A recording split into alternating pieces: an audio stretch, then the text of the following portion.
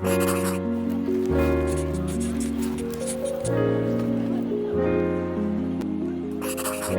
friends, welcome back to my channel. In this video, I am going to show you how I draw in Procreate.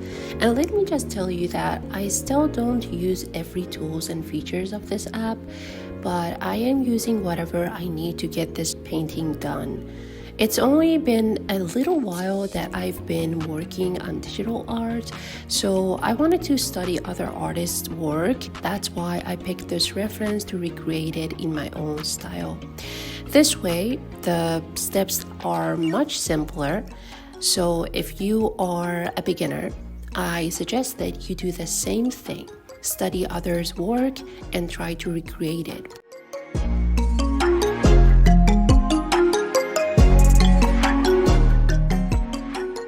I started this drawing by rough sketching the entire figure and adding a layer of color, and at this stage I wanted to just lay out all the necessary elements of this drawing. As for brushes, I am using the 6B brush for sketching and the dry ink brush for coloring the drawing. These are the brushes in Procreate itself. You can simply find it in the brush aisle. And the reason I am using these brushes is that they have a nice texture to them.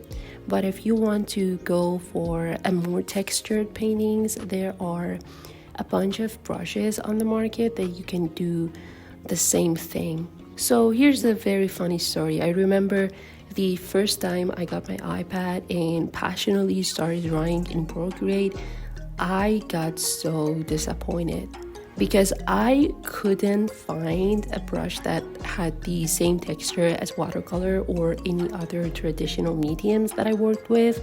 They all looked so bland to me. So for a while, I quit digital drawing and kept working on watercolor and gouache, but I couldn't get over the fact that I wanted to become an animator and a filmmaker one day. So I kept watching tutorials on digital drawing and started to realize that it's not actually hard. I just need to learn a bunch of techniques and tricks that works for digital drawing. I started to become more interested in creating characters, and slowly I learned how to use the tools to make my drawings look better. But I still don't really use all of the available tools. So after I am done with coloring, I start to add shadings and I try to clean up some areas that I've painted over the lines with.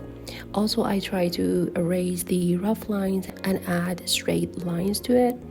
And I am doing all of this in multiple layers to not mess up the colors beneath it.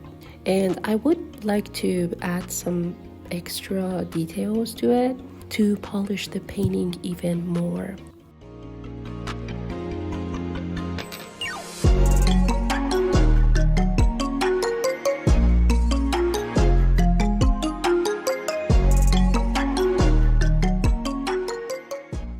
For the background, I am trying to change the hue and saturation to adjust the color to my liking.